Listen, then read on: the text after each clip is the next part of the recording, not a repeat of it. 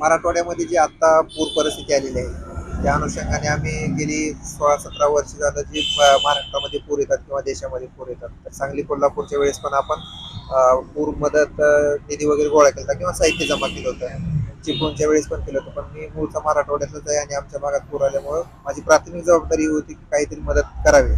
पुणे टीमच्या माध्यमातून राज देशमुख सर आहेत आणि जागृती टीम आहे, त्या माध्यमातून आम्ही काम करतो. आणि मराठवाड्याच्या लोकांना जे साहित्य असते, किराणा साहित्य असेल, ब्लँकेट असतील, म्हणजे नवीन कपडे वगैरे असतील, चादरी असतील, शैक्षणिक साहित्य असेल आणि त्याचे आपण किट बनवलेले ते किट असतील, महिलांच्या बाबतीत सॅनिटरी पॅड आहेत, वैद्यकीय जे आहेत ते वैद्यकीय पण काही गोष्टी आहेत आपण त्या जमा करतोय.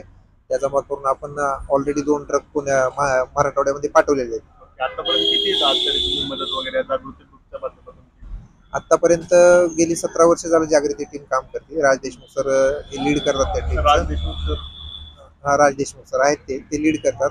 आणि गेल्या वर्षी पण आम्ही सांगली कोल्हापूरच्या वेळेस म्हणजे फेसबुकवरनं किंवा सोशल मीडियाच्या माध्यमातून तिकडे 6 ट्रक माल पाठवला होता. अजून म्हणजे फक्त तुमच्या स्वतःतर्फे का लोकांतर्फे पण या गोष्टी वगैरे आहेत? अगोदर आम्ही स्वतःतर्फे चालू केलं, ते चालू केल्यानंतर लोकांचे पण मदतीची ओढ चालू झाला. मग त्या अनुषंगाने आपण इथे एक ड्राईव्ह उभा केलेला आहे, जो सकाळी 7 वाजल्यापासून चालू आहे संध्याकाळी 7 वाजेपर्यंत.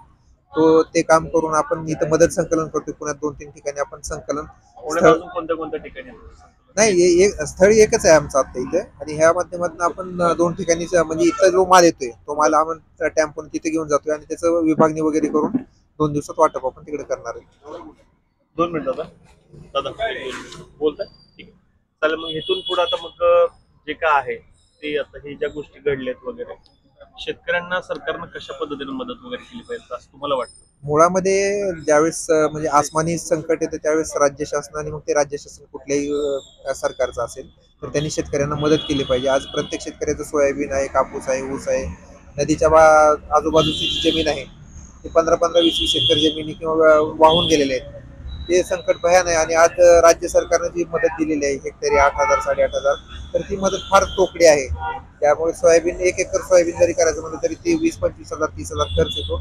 तो फार आहे, पण ती मदत तोकडी आहे. राज्य तुमची काय शासन मागणी असेल म्हणजे आता तुम्ही एक सामाजिक संस्था म्हणून काम करता तुम्ही शेतकऱ्यांना कितीपर्यंत भेटली पाहिजे असं तुम्हाला वाटतं? शासनाने एकतरी पंजाबच्या धर्तीवरती 50,000 मदत तरी मग केली शासन पाहिजे. का मान्य करत नाही? कारण आताची कंडिशन बघितली तर शेतकऱ्याकडे दुसरे आवाज म्हणजे काय पर्यायच नाहीये. मला पण लक्षात येतं हो, कोणता पर्याय.